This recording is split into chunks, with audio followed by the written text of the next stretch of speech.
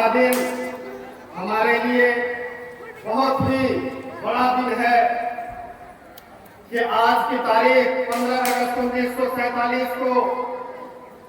हमारे हिंदुस्तान के अंदर उन अंग्रेज, उन जालिम व जाबिर, वो मक्कार,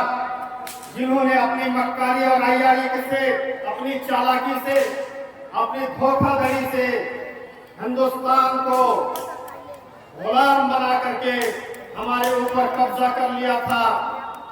और हमें गुलामी की जंजीरों में जकड़ करके हमें अपना ज़हनी गुलाम बना के रख दिया था। लेकिन हमारे उन जयालों को आज याद करने का दिन है, उन शुहदा को याद करने का दिन है, उन लोगों को याद करने का दिन है जिन्होंने अपनी जान की कुर्बानियां देकर, जानो माल को सब छोड़कर जिन्होंने बलिदान दिया, कुर्बानियां दी, शहादत दी, लोगों को जिन्होंने जंग आजादी में लड़ करके